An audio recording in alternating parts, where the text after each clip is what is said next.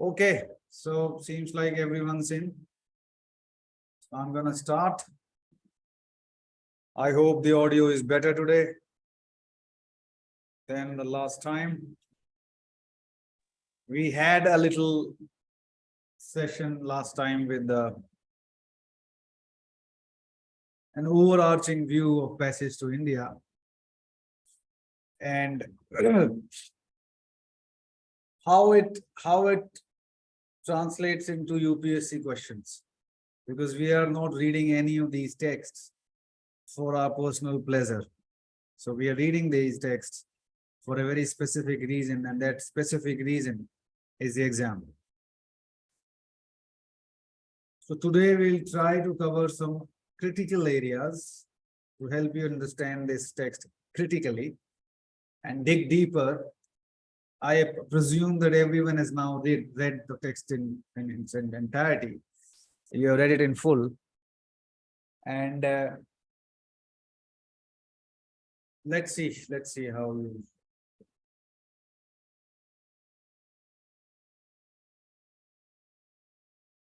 So we'll go through the main characters a little deeper than the last time. We'll talk about the overall structure of the text. And we'll also look at some questions.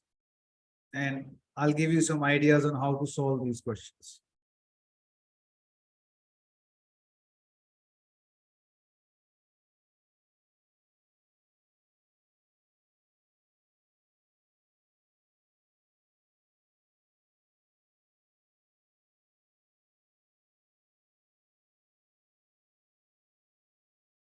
The whole idea of the way I teach is to make it easier without losing track of the goal inside, which is to be able to solve these questions. Back in 2010, UPSC used to ask these big questions, 40 markers. And the paper was very much set in the style of university papers, bachelor's and master's of literature papers. So I remember when I did my master's, we had 5 questions of 50 marks each. So 250 marks paper. Just 5 questions, 50 marks, 3 hours. So basically, what do you write in 50 marks? That's like, I don't know, 2,000-3,000 words per question. So you end up writing 12 to 15,000 words in 3 hours. That's what they expected you to do. And when I wrote my first 5,000 word essay assignment in Liverpool, that's in 2002. So I went to Liverpool to do my master's in literature and films. That was right after I finished my master's. Just a couple of months. I finished my MA here in June, July. And then in September, I was in Liverpool. And I think before Christmas in November, over Christmas, we had this first assignment, 6 months. And it was a 5,000 word essay. And we had a week, more than a week, 10 days to write it. And I remember absolutely struggling to write those 5,000 words. Then one of my students, one of my classmates, she reminded me, she asked me how you used to do your assignments in masters. So I told her we never had assignments, we always had these question papers. So she asked me, then I told her, okay. So she said, if you can write 10,000, 12,000 words in 3 hours, impromptu, then why can't you write 5,000 words in a week? Just write them. But it was incredibly hard. So the point is, it is very, very difficult to write 5,000 words. Just 5,000 words. So imagine in the university exams, they're asking you to write twice, more than twice of that. So that's a very, very bad structure, very, very bad way of assessing your literary knowledge.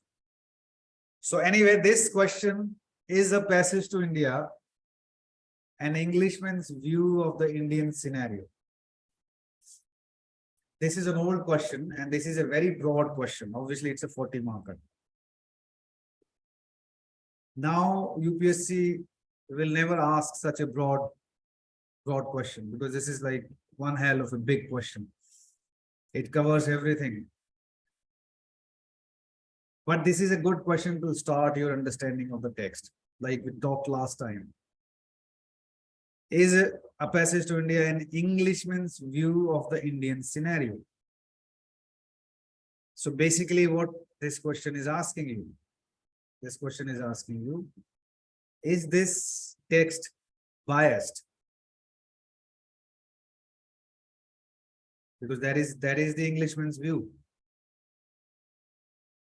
Now you also have to understand and write about what do you mean by Englishman's view? A British Raj view, empire's view, colonial view. What does it mean, an Englishman's view? That's where you fork out when you start writing that, yes, this is an Englishman's view, which is a logical thing to say. But this Englishman is not just, he is not representing the colonial empire. He is not a typical British Raj voice. He comes across based on his body of work, his books before he wrote it, based on his literary style, based on his ideologies. It's safe to say that, yes, this is an Englishman's view because he is an Englishman, but his view is not limited to any colonial perspectives or a European perspectives. And then you explain how. The last phrase of this question, the Indian scenario, that is very important. So when you look at this text, actually this is what A.M. Forster is doing. It is kind of a snapshot of the Indian scenario under the British Raj. He's presenting things as they are. So when you read the first page and you feel disgusted as an Indian, he's actually describing what a non-Indian or a European or an Englishman would perceive without any biases. He's just describing the way it is. For him, Ganges is not holy. When he looks at the Ghat and there is all kind of rubbish deposited there, that's what he's telling us. That the task of the river Ganges is to deposit the rubbish. The river is not holy here. Right? So it seems like a snapshot of the Indian scenario from an outsider's perspective without any colonial bias or colonial perspective. That is that can be, if you were to describe this text in one sentence, that would be it. But within that, there are a lot of variables that we talk about. Does that make sense so far? So you can just do a thumbs up if everything is, if you understand everything so far.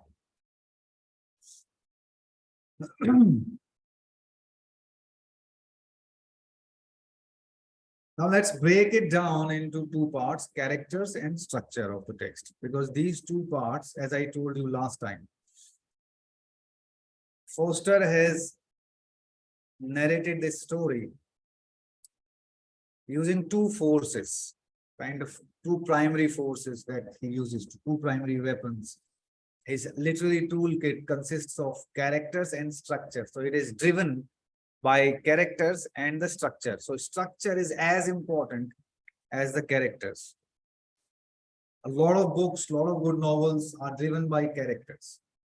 Some are driven by plot. Characters might not be as significant, but the plot is very significant. Some texts are driven by the structure, like this one is. Now, structure is an aesthetic tool, is an aesthetic literary tool, but it in itself is a character, right? So how does that work? And as I said, that this all is deliberate. Nothing is a coincidence. Everything A.M. Forster has done the way he has put it together, like an architect, every piece has its place in the text.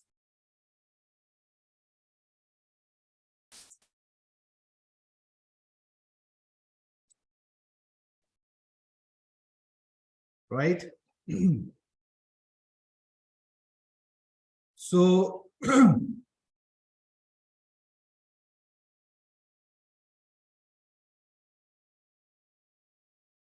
you hear me? Yes, sir. Hear the power fluctuation. Yes, sir. So every piece has its place. Let's look at the characters. We have primarily Dr. Aziz, Professor Godbole, Adela Quested, and Cyril Fielding. Mrs. Moore is also important, but we'll talk about her separately. Dr. Aziz, as I told you last time, has been presented in a very stereotypical fashion. He is an educated Muslim, but he patronizes British. So we have two contrasting characters, Dr. Aziz and Professor Godbole. So in picking these two characters, Foster is trying to present the width of India. So he feels that between the two, he covers a lot of ground. Now, you have to understand this difficulty. Let's say if I ask you to go to England and write a novel about this English scenario in 2023, right? Let's say you spend 3 months there, 6 months there, maybe a year there, and you have to write, a novel on the English scenario or in 2023. Now, the first problem would be what characters to pick so that you can cover the most territory. So you'll try to find the most stereotypical list of characters. Within those characters, you can tell the English story, right?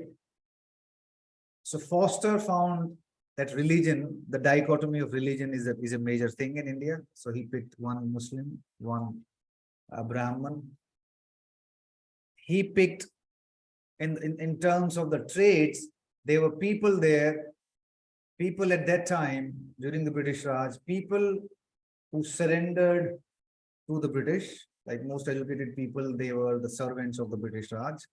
So people who held on to their religious beliefs, cultural beliefs, but they were in awe with the British people, administration.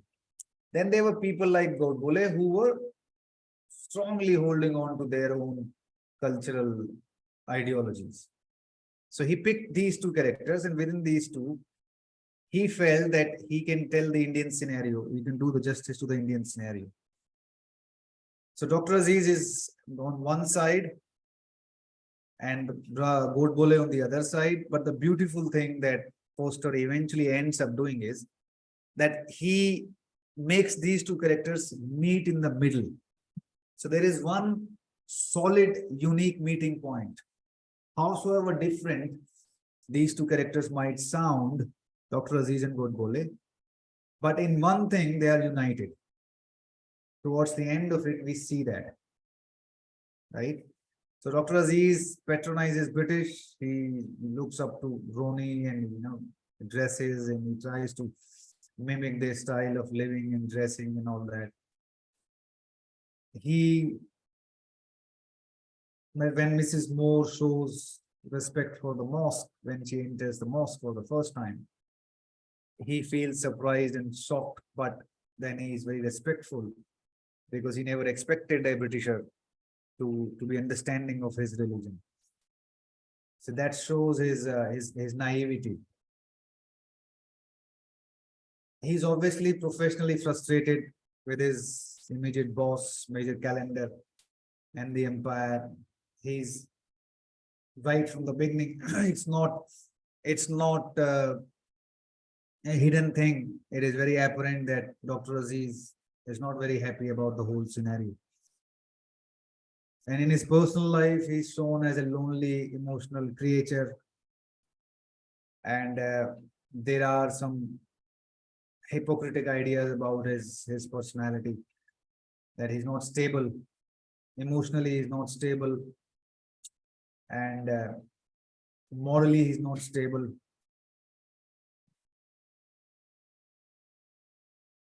Then an important question again is the muddle of India. That is an important concept. Cyril Fielding uses the term muddle, and he uses the term muddle for Dr. Aziz. That Dr. Aziz reflects everything that is wrong with India, right? And there was a question, very beautiful question, that I think was asked in 16 or 17, that do you agree with Fielding's view that Dr. Aziz is the symbol of India's muddle? Now listen to this question again. It is a very complicated question. Do you agree with Fielding's view that Dr. Aziz is the symbol of India's muddle? Now, most students in my test series, when I have seen hundreds of answers to this question, most students, I would say 99% of the students, end up writing that Dr. Aziz is the symbol of India's muddle. Or some would say, no, he is not the symbol of India's muddle. But they never attack the first part of the question, which is, do you agree with Fielding's view? That's the question.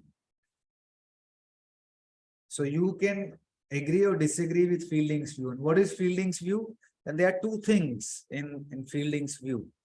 That Dr. Aziz as a symbol of India's muddle, and second part, do you consider Indian scenario to be a muddle? Are you happy? Are you comfortable with the idea that India is a muddle?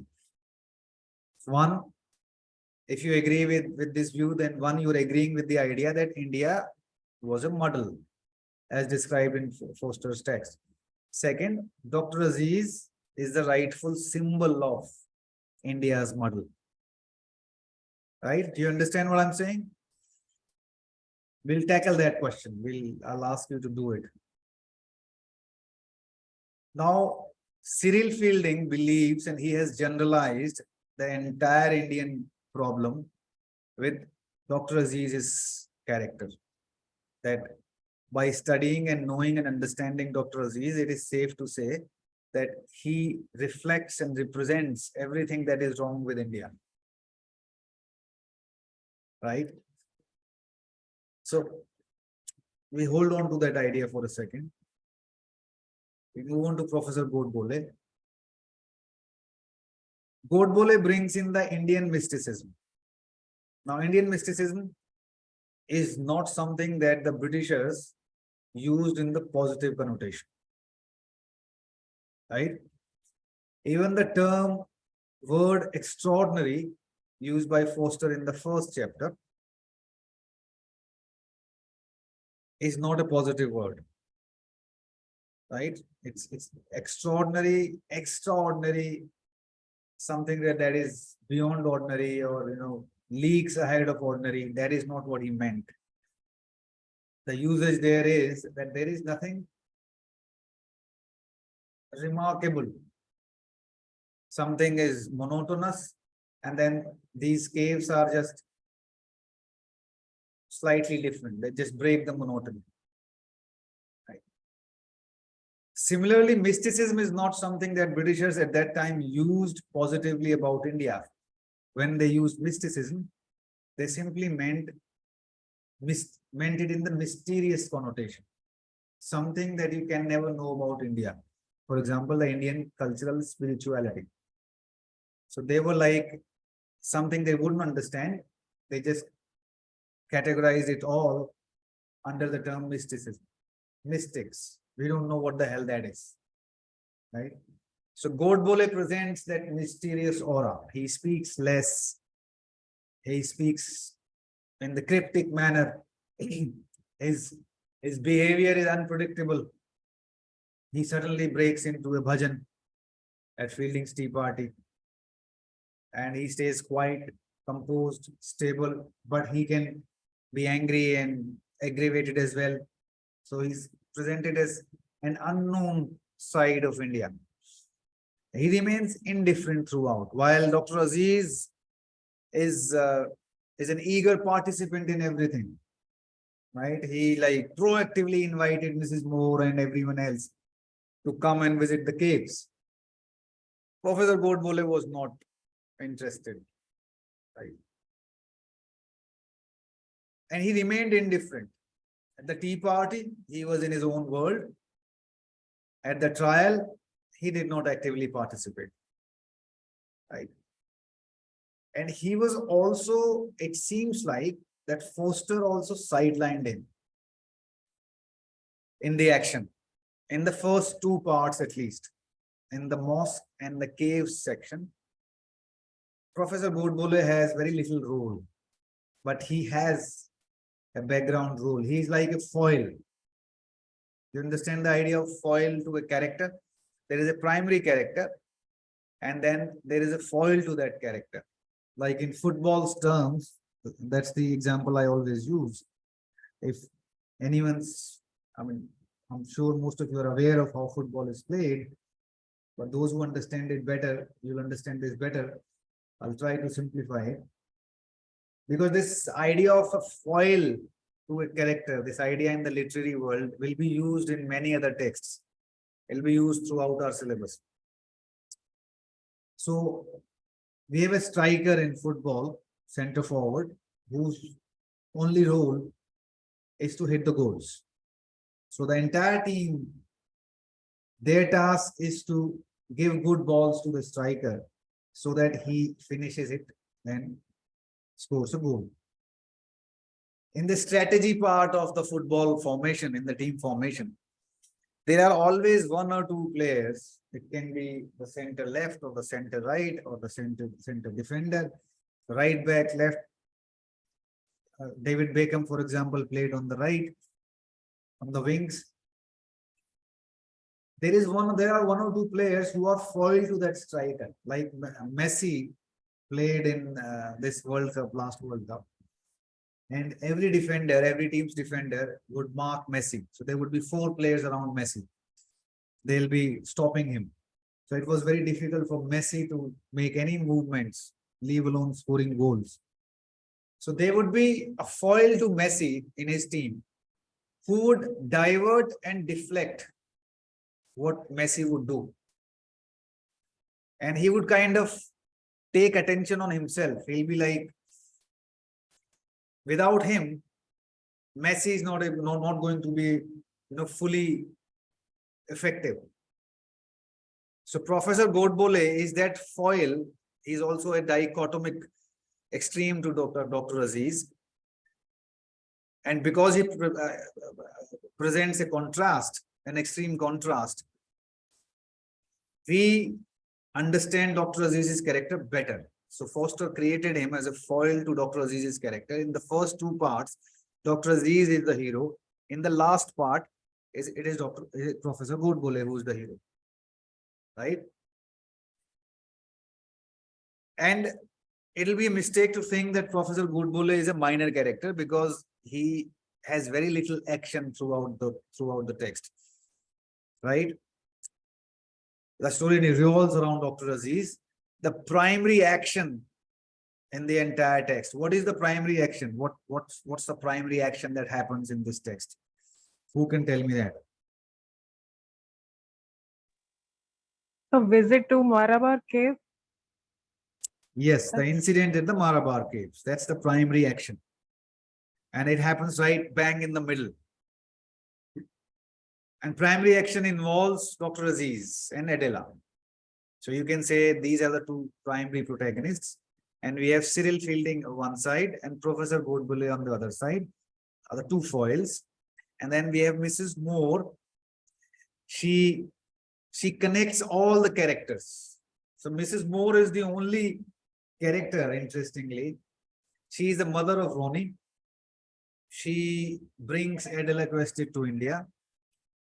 She strikes friendship with Dr. Aziz at the beginning. she has a very good relationship with Cyril Fielding, and later on, what happens? If you've read till the end, another relationship between Mrs. Moore's family and Cyril Fielding happens. Cyril Fielding married Stella, That's right. her daughter. That's exactly Stella. So Mrs. Moore is kind of a web that overarches all the characters. Philosophy of Advait or Indian civilization of Vasudhaiva Kutumbakam, which Godbole talks about, or we are all one, the unity of all the creatures. That is an exact polar opposite philosophy or ideology to colonialism. Right? And that is why Professor Godbole is probably is the backbone, is the vertebra in terms of the ideology of the text. That is installed by Foster right in the middle to give this entire text a very interesting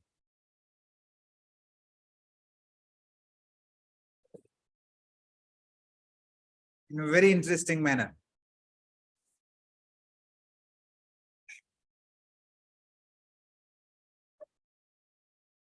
We talked about characters a bit now. Let's see if we understand the structure and whether the structure and the character both make sense together. This is again an old question, but a question about the muddle. India is a muddle. The whole country is a place of division and disjunction. Now, the structure of the text actually agrees with this statement. This is a quote from the text, and this structure that he has given, the characters I have explained to you, two extreme stereotypes, the structure, mosque, caves, and temple. It seems like there is a division.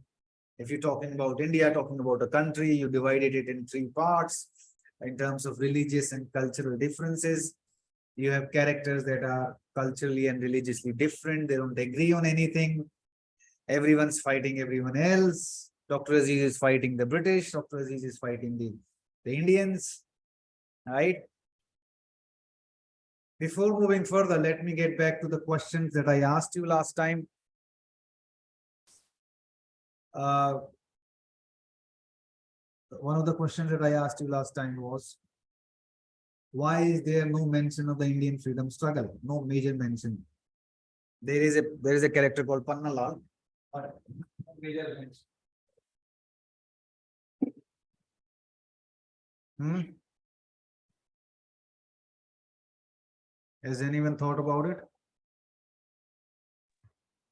So can I add something? Yeah, please. So I feel that in the initial starting of the novel, there is no mention because it goes with the character of Dr. Aziz, who is okay with the British rule. But in the end, Foster mentioned it when when there is a differences between Fielding and Dr. Aziz. At that time, I think Dr. Aziz turned into a patriotic.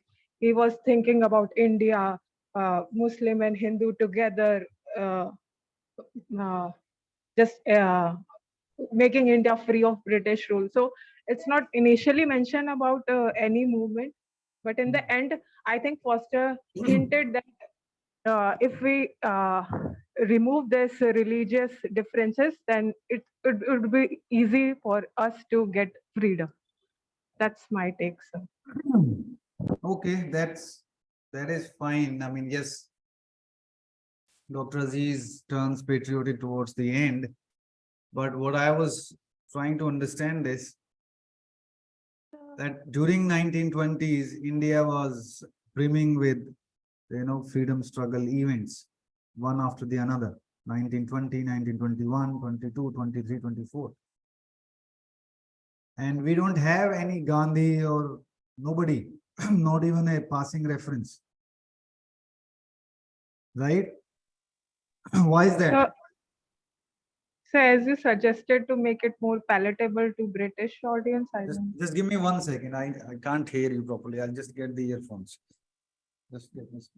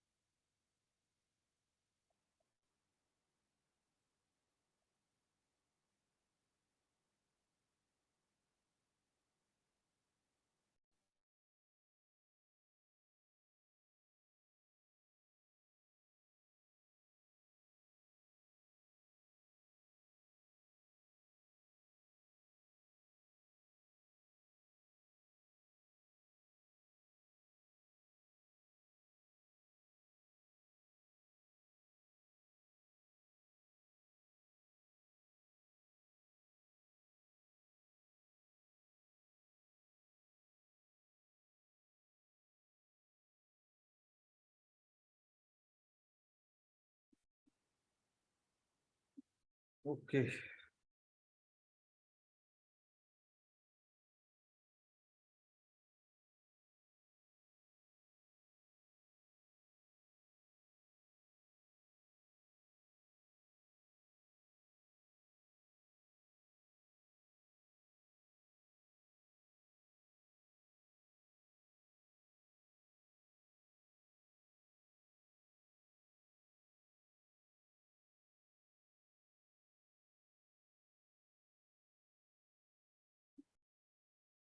Right. Can you hear me fine now? Hello? Yeah. So, have you thought about what I asked?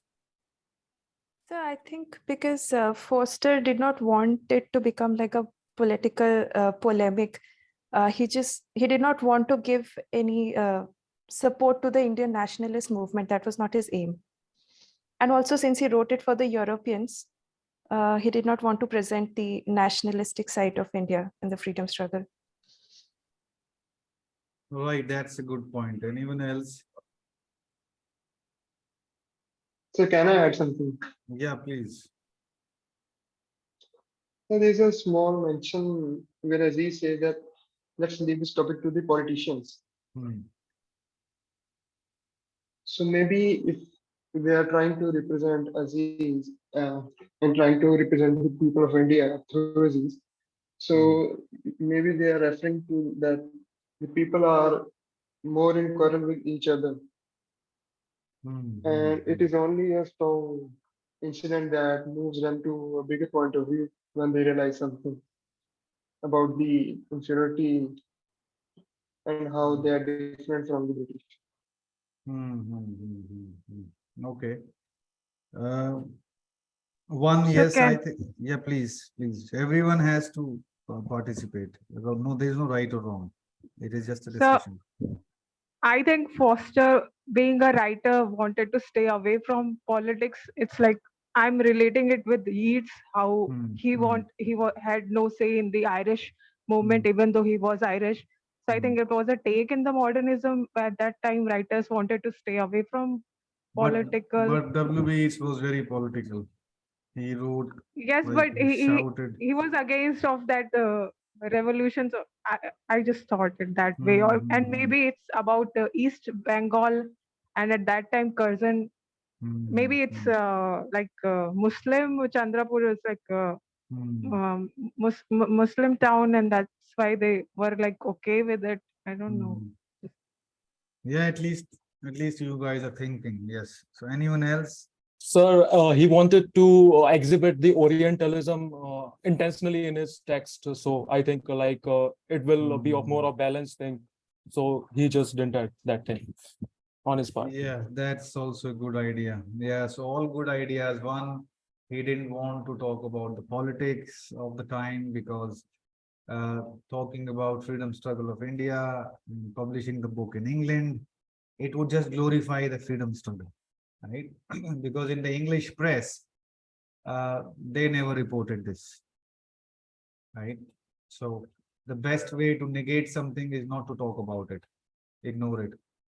And what's very interesting, I read a paper somewhere recently that the Bengal famine was never reported in the English press. And so for them, it never happened to most people. So at that time, there was no other way of knowing what was happening in the world.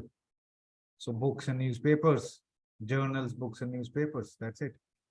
So it was easier to control the narrative. And yes, Foster was intelligent enough to know that if he did that, the book would never release.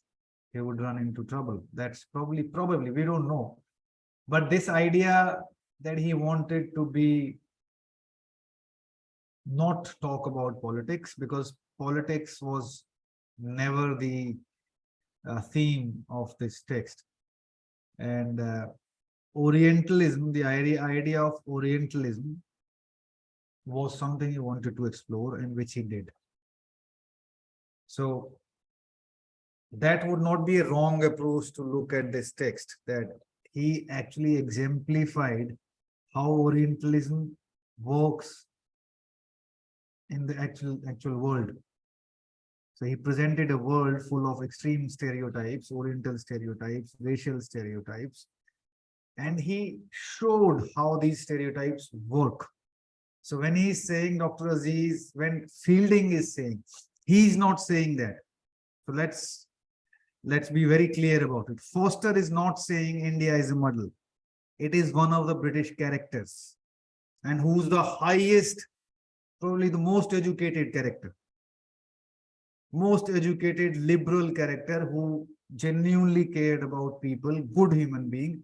So he takes his best British character, and that best British character exemplifies that dichotomy of Orientalism. Do you see what's happening? Do you see how intelligent that is?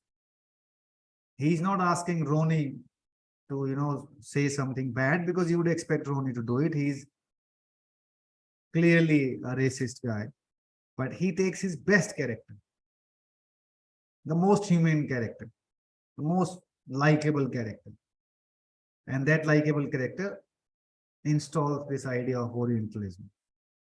Does that make sense? So he did not need politics there. He did not need to do anything about what was happening in India. He was completely focused on the Indian scenario as a British colony. Right? And yes, because he was showing these differences between the people of India, Dr. Aziz, Godbole, and everyone else, he might be hinting at one of the reasons why India was originally captured or colonized by the British, because there is a lot of infighting, there are a lot of differences of opinion.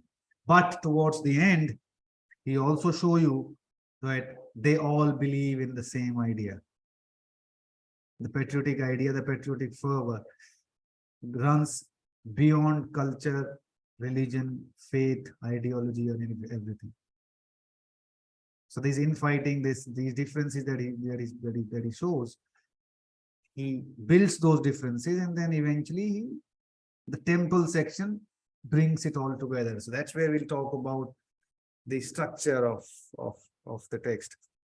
So the first part is the mosque, where we explore the possibility of harmony. If we look at these structures, these sections symbolically. So exploring of possibility of harmony, there are two tea parties, bridge party, tea party. People are getting together, coming together, and there are possibility of, And that's what mosque is, a place where people come together, pray together, and there is a possibility of harmony. In the cave section, it is illustrated that this harmony is not possible due to real differences. Differences of faith, differences of ideology, differences of society, differences of culture. So he's drawing a line in the cave section. Whether it is Mrs. Moore or Adela Crested, it's not because they do not want to love or like India. It is simply because there is simply a very big gap. The caves signify those gaps. The idea of mysticism that Mrs. Moore talks about, and she's not able to understand it when she's listening to Professor Godbole. She tries to understand, but she simply cannot. She grew up as a Catholic. She grew up in England. So Foster is making it very clear that they, even if they want to earnestly, with all their heart and soul, there is such a big cultural difference that makes it impossible to have relationships. And when you cannot have relationships between two kinds of people, how can you live in harmony?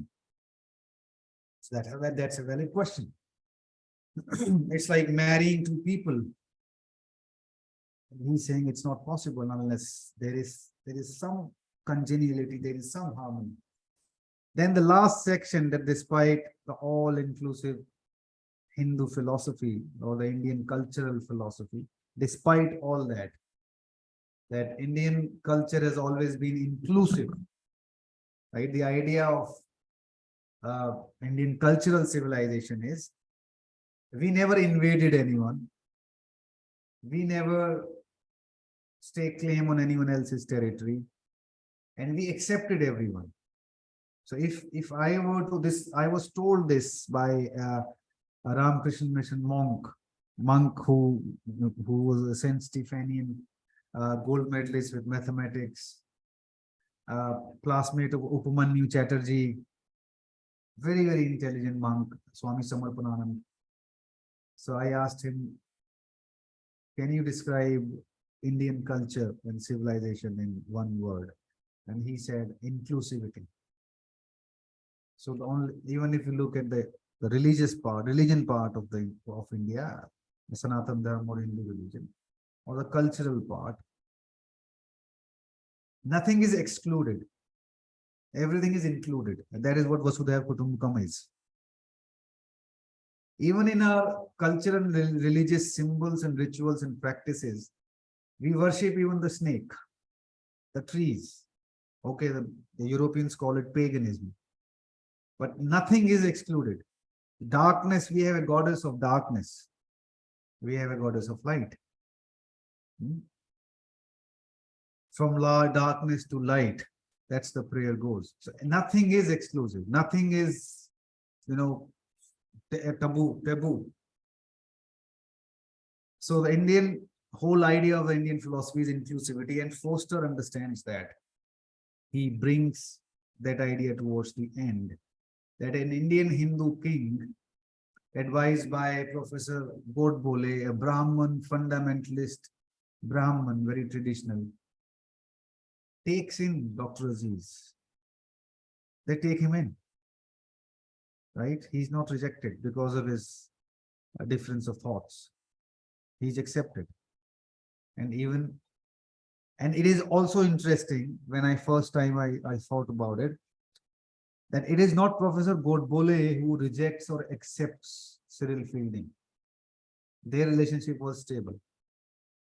It is Dr. Aziz who became too friendly with Cyril Fielding, and he was the one who rejected him. Cyril Fielding wanted to be his friend, but he said, we cannot be friends, not here, not yet. Not Professor Godbole. Right? Professor Godbole stayed friends, but he was never as close a friend as Dr. Aziz and Cyril Fielding were. So this structure signifies, one, he's trying to cover as much territory as he can in order to present the Indian scenario, Indian culture. And two, he wanted to show this disjunction and division, which is not a bad thing. It's not a negative connotation. He's saying this is all the more reason why Britishers cannot and will not succeed in India. So Nirad C. Chaudhary, when he talks about how passage to India is a voice, is an argument against colonialism, British colonialism. That is how this text, that is one of the reasons why this text is an argument against colonialism. Because Foster is proving that this scenario of India in this dilapidated state is because of the British Raj. And it is contradictory to what they promised. Contradictory to the colonial narrative, civilizing the world. It is again, it is just, it refutes that narrative. It proves that narrative doesn't work. So this scenario of India is because of the British. And two, he also told them the cave section, the symbolism of the mystical caves, dark caves, is that you can never understand India. So what's something that you can never understand, you can never build bridges. So that is in itself such a strong argument to tell someone that, mate, you can never understand, don't go there. You're only making everything worse.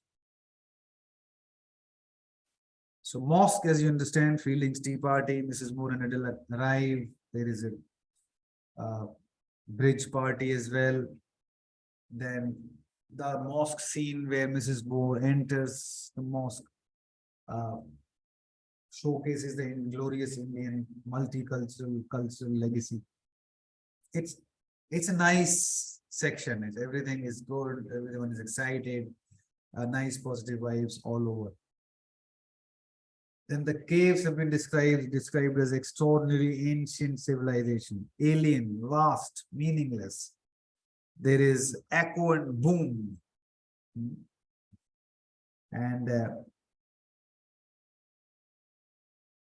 I've even used the black color for the cave slide.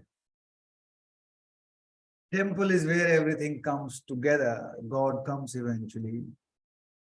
There are no, if people need to go away, they go away. There are endings. The justified endings. Cyril Fieldings gets married to Stella later on. He leaves India. Adela is gone. Mrs. Moore is dead. That happens previously, but towards this time, the god has come. Gopala's procession happens. Dr. Aziz is now happily settled in Mao, and Godbole does what he does throughout. He remains the same guy. So it kind of brings close to the entire thing there. And an interesting conversation between Cyril Fielding and Dr. Aziz happens in this section where both of them say that I don't understand a bit of what the hell this is, the whole procession and all this, that religious fervor. And that is fine. But you think for a moment that Dr. Aziz is sounding like a Britisher, Cyril Fielding, but soon Dr. Aziz makes it very clear when he does that, makes that patriotic speech, that out with the British, right? We are all brothers, we'll live happily. We don't want you here, right? So this very clearly told, very clearly expressed. And Dr. Aziz is, that speech of Dr. Aziz is a representative of the Indian sentiment there. Now I'll ask you to open chapter 1, page 1, and let's read some of the stuff.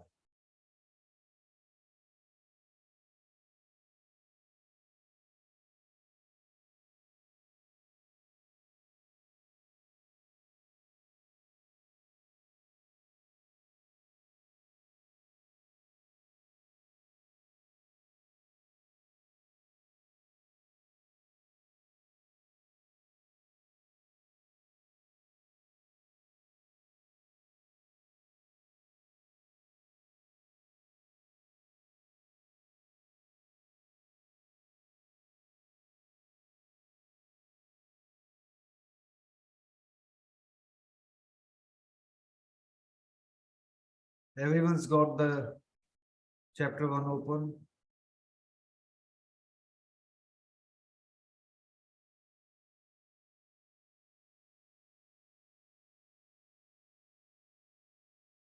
Yes, sir.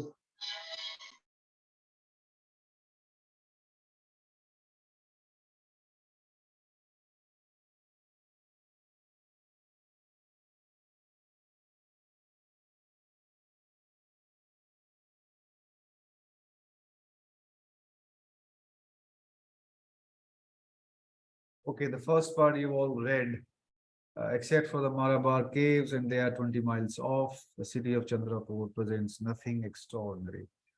Edged rather than washed by the river Ganges, it trails for a couple of miles along the bank, scarcely distinguishable from the rubbish it deposits so freely. There are no bathing steps on the riverfront, as the Ganges happens not to be holy here. Indeed, there is no riverfront.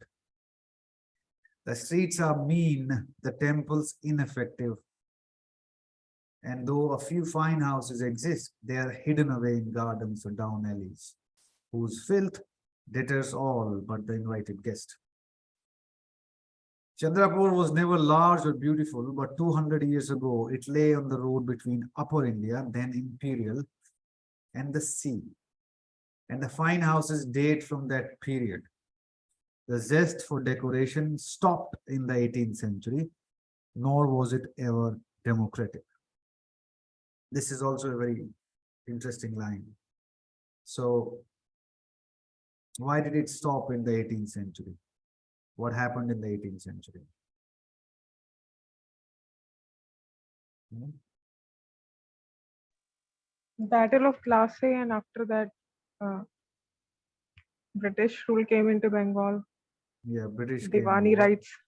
British came over, and it says, nor was it ever democratic. So that is a comment over upon the Mughal rule. Then he talks about the monotonous, everything is monotonous, everything that meets the eye is monotonous. And it's like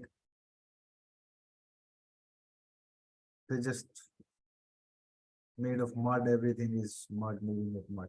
Then inland, next paragraph, inland, the prospect alters. Now, why the prospect alters inland? What changed inland? Hmm? There where the British resides there. The bureaucrats Yes, reside in the this is inland. where, yeah. So,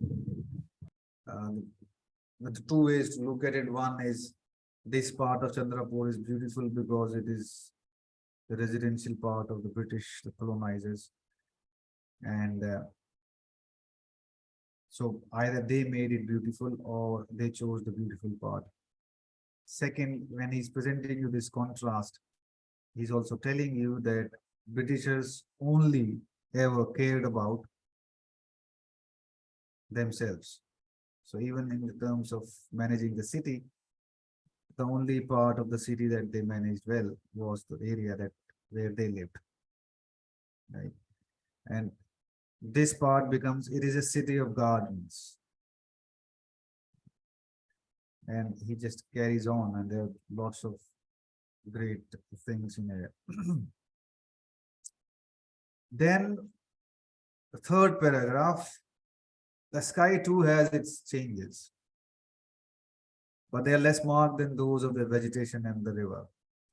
Clouds map it up at times, but it is normally a dome of blending tints, and the main tint, blue.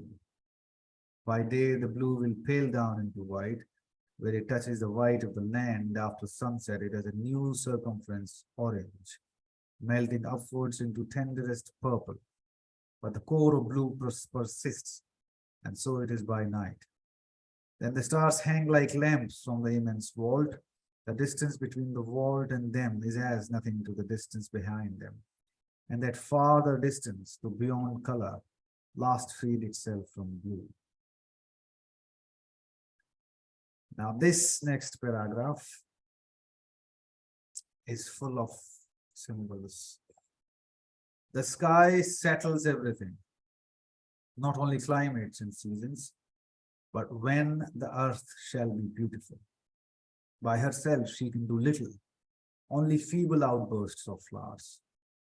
But when the sky chooses, glory can rain into the Chandrapur bazaars, or a benediction pass from horizon to horizon. The sky can do this because it is so strong and so enormous. Strength comes from the sun, infused in it daily, sighs from the prostrate earth. No mountains infringe on the curve. League after league, the earth lies flat, heaves a little, is flat again. Only in the south, where a group of fists and fingers are thrust up through the soil, it is the endless expanse interrupted. These fists and fingers are the Malabar Hills, containing the extraordinary chaos. Now, what is sky here? What is the earth? What is sun? What do you understand by these? Has anyone been able to figure out? Can you read them in any other way? The sky seems like the British Empire. The Mhm. earth could be India. Yeah. And the sun? The Queen. Very good. So now let's read it again. Sky is the British Raj. Earth is the colony. In this case, India or Chandrapur. And the sun is the British monarchy, king or the queen. So now when we'll read it again, the sky settles everything, not only climates and seasons, but when the earth shall be beautiful. So it is decided by the British Raj. Now when you read this statement and you think of the previous two, it all makes sense. Because sky settles everything. Even the river Ganges cannot be holy if the sky doesn't want it. The colony, the Raj, British Raj. So sky decides when the earth shall be beautiful, but by herself she can do little. Only feeble outbursts of flowers. This could be a passing reference to a freedom struggle.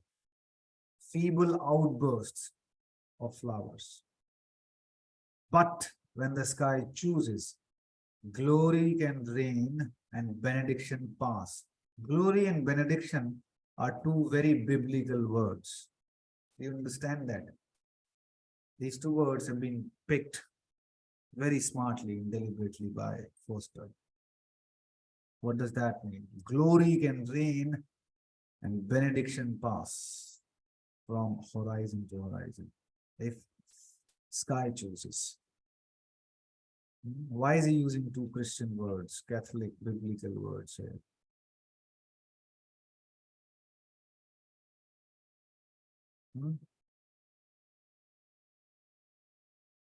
Anyone? Whatever. I mean, don't worry about right or wrong. So Foster's own Christian influence, his mother was very, and his father was a very devout evangelical Yes. religious person. So maybe that's. Yes, it might be a reference to the evangelical ideas of glory and benediction. Right. So when British Empire very closely worked with the evangelical idea of the Bible and the gun. That's what they, the two symbols of colonization. So glory and benediction when the sky chooses. The sky can do this because it is so strong and so enormous. British Raj, the empire. Now, where does this strength come from? The strength comes from the sun. The source of the British Empire strength is the monarchy.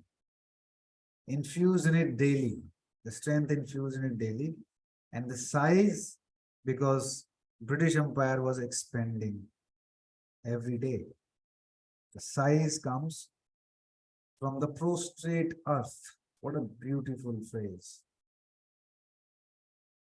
Prostrate earth. Can earth be prostrate? But what does this mean? Prostrate earth. You know the meaning of prostrate, right?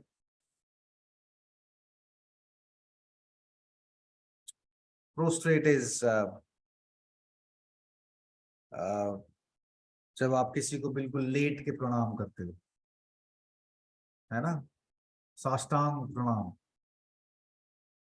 देखा होगा आपने, हाथ आगे करके आप जमीन पे late के you do the pranam, completely prostrate, completely surrendered.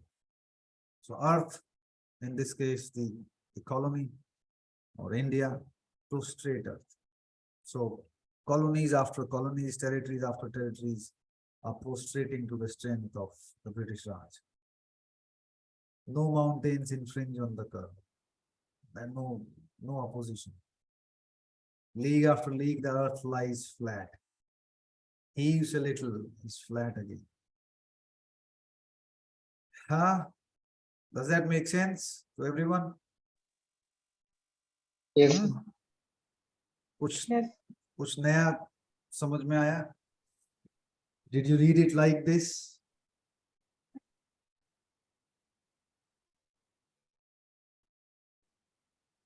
This is how you have to read.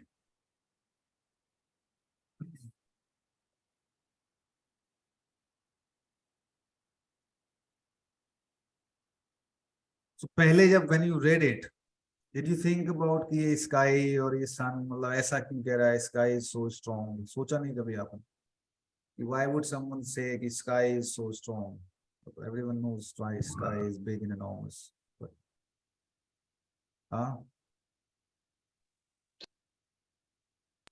So I was thinking of the sun, that he was commenting on the hot weather of India only.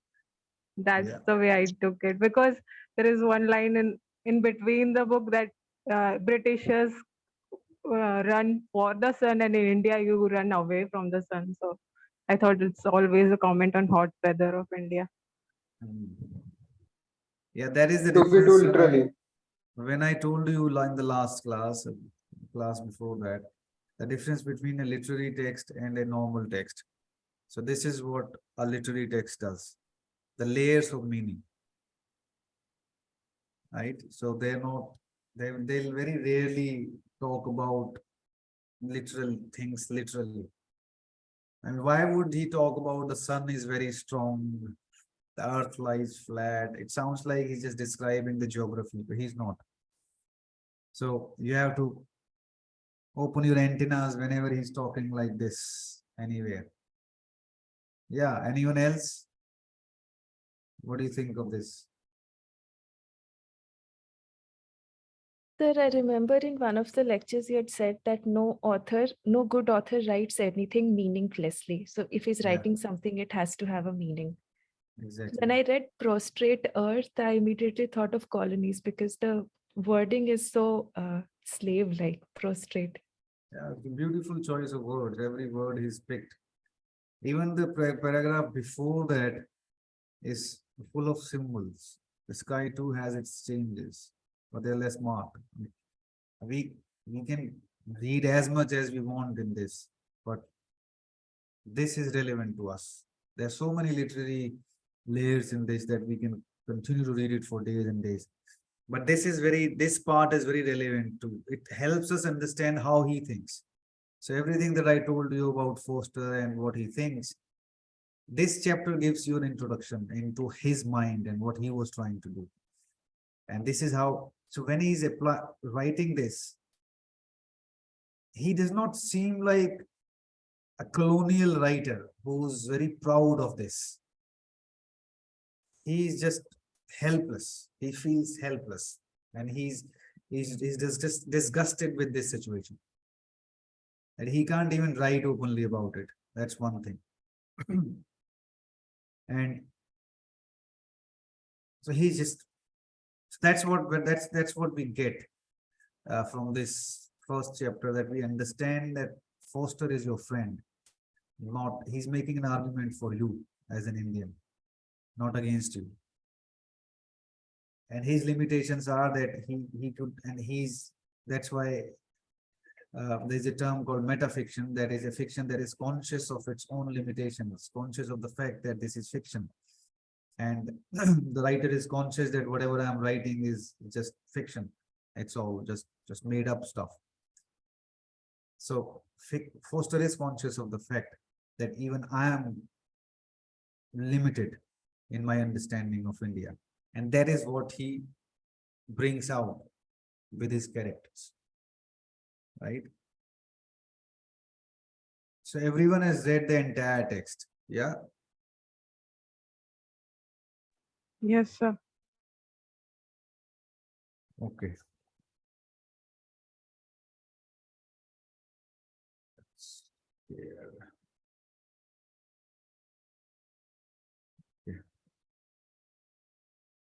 I just checked. Okay, let me open some questions.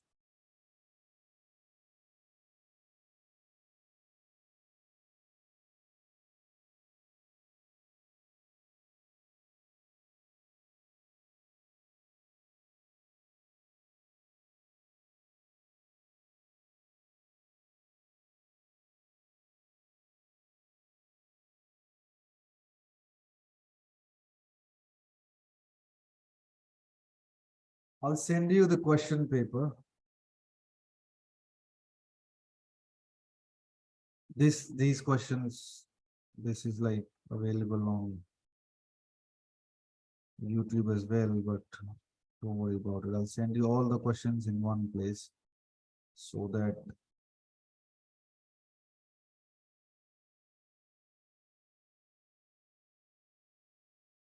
you can check them out. I'll share the screen again. Here we go. You can see the screen, right?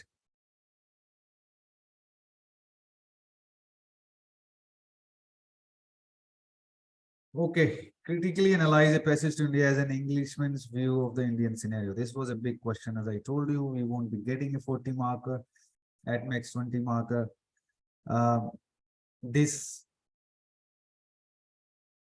This kind of a question, if they ask you as openly as this would test your understanding of the post-colonial theory. I did mention something about post-colonialism last time, but let me rephrase it, and I'll keep rephrasing it to you so that you understand it as a concept. So when we say that use post-colonial theory, what we are saying is basically, आप करना क्या है आपको answer में? You have to decode that colonizer versus the colonies narrative, that difference. You have to find instances of that discrimination, and most importantly, and this would be very relevant to House of Mr. Biswas, most importantly, you have to read that text and see the impact or the effect of colonization on that country, on that colony. What is the effect or the impact of colonization? Good, bad, or ugly? So if we look at a passage to India from the post-colonial theories perspective, we are trying to understand how Foster has managed to deliberately or not deliberately managed to give us an Indian scenario view in terms of the effects of colonization. बात समझ में आई? colonization की वजह से अभी जो Indian scenario 1920s का poster में दिखाया है, उस पर colonization का क्या इम्पैक्ट और इफेक्ट आपको दिखाई देता है? Right in the first chapter, he's given you that impact. The first paragraph is the result of colonization, and in the second chapter paragraph, he's telling you कि ऐसा नहीं है कि ये जगह खूबसूरत नहीं हो सकती, but they wouldn't care. Right? So this dilapidated state of Indians is because of these people. Then we have to see, as I said, he's showing you a snapshot of the Indian scenario as an Englishman trying to be liberal, neutral, based on his limited understanding. He's giving you a snapshot. So wahan pe there are things that you like as Indians, there are things that you don't like as Indians, but he's presenting you what he felt, what he understood. So there are many instances of cultural differences like Eastern versus Western architecture, Eastern mysticism versus Western religion. And Dr. Aziz stereotyping, Oriental stereotyping of Dr. Aziz and Godbole.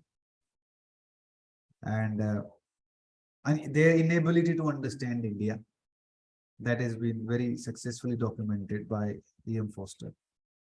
Because Cyril Fielding, Adela Quested, Mrs. Moore, the most liberal secular characters, they could not understand India. Leave alone the rest of them. The rest of them did not want to, and even if they wanted, they cannot, they could not. That is exemplified by these three characters, Adela Quested, Mrs. Moore, and Cyril Fielding. So he's basically coming to this conclusion that it is impossible to understand because of such huge cultural differences. And when you cannot understand people, how can you rule them or administrate them? It is pretty straightforward, isn't it? You're going to be UPSC officers, IAS administrators. If you do not understand the people you are going to administrate, how will you be an effective and successful administrator? Isn't that right? So Yes. that's exactly his argument overall that he's making. And plus, of course, he shows you the narrative that the colonizers' narrative of civilizing the natives is absolute bullshit. And there is no intent to civilize or to improve the living condition of the life of the natives. It is colonialism is blatantly selfish exercise, adventure. He clearly tells you that. And he presents a host of British characters, some stereotypes, some non-stereotypes. He presents you a range of British characters, some good characters trying to understand and love India. But in this setup, in this present scenario, relationships are not possible. One, because of cultural differences. Two, because the status quo is not even. There is a master-slave situation here. Right? So all these things he's talking about. Then this question is also important, the symbolic and thematic significance of the mosque caves and temple section in the Passage to India. I had to add this part that do not write about the meaning of thematic and symbolic because students end up explaining that. As I said, the structure is reflective of what was generally considered about India, the muddle. Now, India was considered as a muddle by the Britishers. So it is Cyril Fielding who considers India as a muddle, and when it is Cyril Fielding, that means it is an oftentimes believed idea, Oriental idea. It's Orientalism in practice, that India is a muddle. It's a state, muddle is a state of confusion. So when you come to India, and it just, you are in the middle of it. And an interesting thing is, I have some relatives and friends who've been living abroad for last 25, 30 years or 20 years. Every time they come to India to visit family, they experience exactly the same thing. They think that India is a muddle. And you must have met people or Indians living abroad coming back. They're like, यार कैसे चलता है यहाँ पे, कैसे ही traffic चल रहा है, राम भरोसे चल रहा है, right? So this is, India is a muddle. It's their view. And Foster is saying that, see, if you think India is a muddle and it is a place that brings you to a state of confusion, it is so bad, you cannot understand it. They are the cultural, the differences are so vast. and you are not here to improve the lives of these people. This is not a win-win situation, the colonial setup. Then why the hell are you here?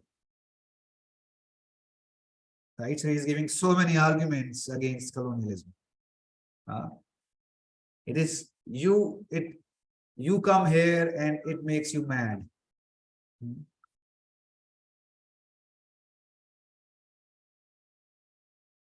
You come here, it makes you mad. Neither you are happy nor the people you're ruling and administrating, they are happy. The cultural differences are too big to merge. That is represented or exemplified by Adela Question trying to merge that gap, Cyril Fielding trying to be friends, understand, merge that gap. Didn't happen. Cannot happen.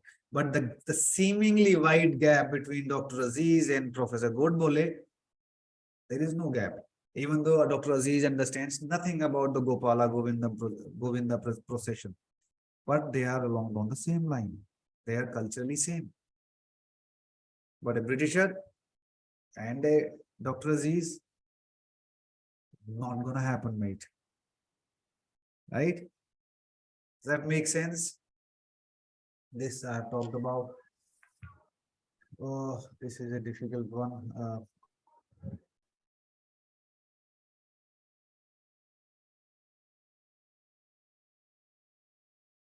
So I also asked you a question about what happened at the caves.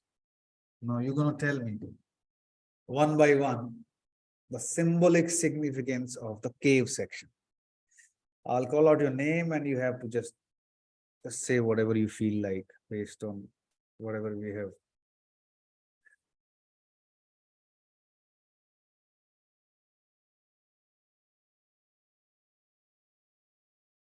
Anjali, Yes, sir. what happened at the caves? The symbolic significance of the cave section. So, what I take is the cave meant different, different meaning for the different character. Obviously, the two, Mrs. Moore and Adela. Mrs. Moore, when went into the cave, before that, I think she was Christian, but I think she was tired of doing the duty. And after coming out of the cave, she realized the emptiness of doing the Christianity duty, just even though she wasn't liking it. But when she realized the whole religion and everything is just empty, so she kind of changed after that. Earlier, she was very sweet and cordial with everyone, but to the last, she didn't care about anyone, not even Ralph and Stella. She was writing a letter to them, but she stopped writing while after coming from the cave. And for Adela, I think she had this doubt of uh, not marrying Ronnie because they had broken up in between before that chapter when they were going to see the polo match. But so she had that doubt, and when she went to the cave, I think that realization become more big that she can't adjust with Ronnie. She can't be an Anglo woman anymore, and uh, so she changed. Before that, she appeared phony, and after that, she became a real character after coming from that cave. So, cave changed both of them, but I have this doubt that why the cave didn't affect Fielding. So, but there was no mention why it didn't affect Fielding or why it only affect women's. So these are the doubts I have. Okay. What do you think, Shivam? So for me, it's just like a portal of that is connecting two parts of the book. So like caves represent mystery and some sort of drama associated with it. So same is here with it. Like it is playing very significant role, like a darkness, and that is connecting each and every character, and that's bringing the most climax in the entire novel. So I think that's why it's important, and it's just a portal that is interconnecting each and everybody with the things and calamities that they'll have to face. Okay, Ranbir. Yes, I think as considering the theme, I feel like there's the interaction between two parties, Hmm. and some portion or some people from the one party are liberal and liberal enough to take an initiative Hmm. to try to understand Hmm. the, let's say, the mysterious culture and people of the Indian people or the Hmm. second party. Hmm. But due to the differences, they are not able to understand it in any way and question everything. And they even question themselves. And finally, it doesn't end up good for any party or anyone. Hmm. Okay. And it creates a little bit of trouble. Hmm. Yeah, yeah, okay. Kavita,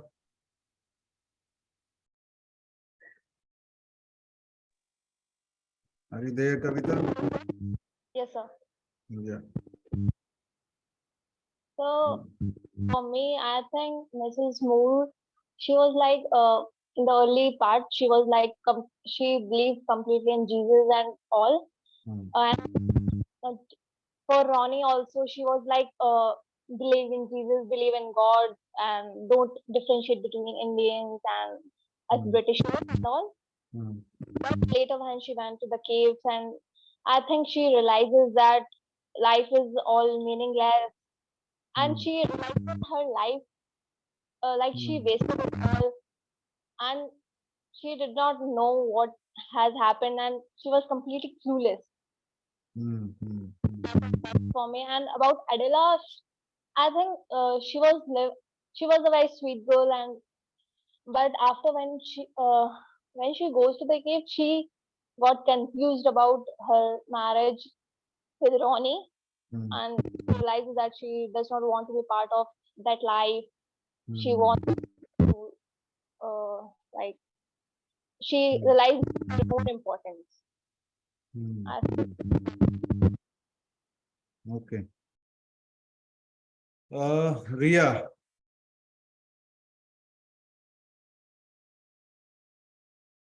Sir, I think for me, it showed Adela's subconscious distrust in the Indian people. Hmm.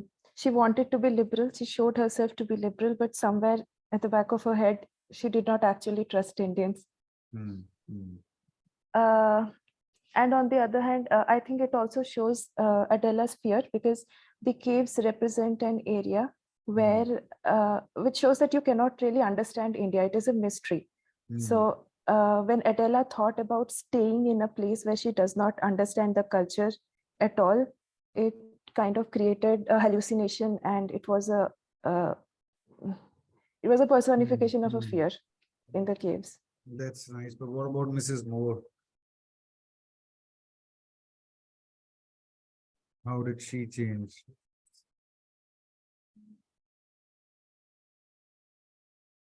Hmm? Mrs. Moore also started questioning her faith. Hmm. So is it like the caves brought them face to face with their subconscious fears, or brought them face to face with issues that they knew they had, but they were not willing or had the capacity or the ability to face or tackle. Like in terms of Mrs. Moore, her faith and religion, which she held on to dearly, but was beginning to believe that it had all been useless. And with Adela, questions about love, questions about settling in India, questions about um, whether this is all a good idea overall. And the molestation charge on Dr. Aziz is, as you rightly said, that it is a hallucination of she was in a relationship with Ronnie and was going to get married. So going to get married to a person you do not love, and felt like felt like being molested emotionally. So yes, caves, and yes, like Shivam said, like Anjali said, it is a mystical, unknown symbol of India, and it connects the two parties, and eventually shows that the difference is too big. Difference is too big because in the cave there is an echo, and what is an echo? Echo is something that comes back to you amplified. That is what an echo is, right? You say in a lower voice, it goes out, hits the walls or the surfaces, or travels, and it comes back to your ears in an amplified, reverbed manner. So their emotions, their subconscious fears, their apprehensions, all these things came back to them amplified. Mrs. Moore and Adela.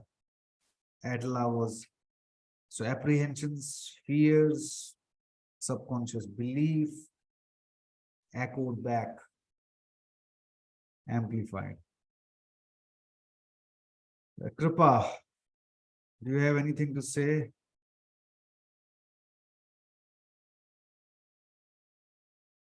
Are you in the class even?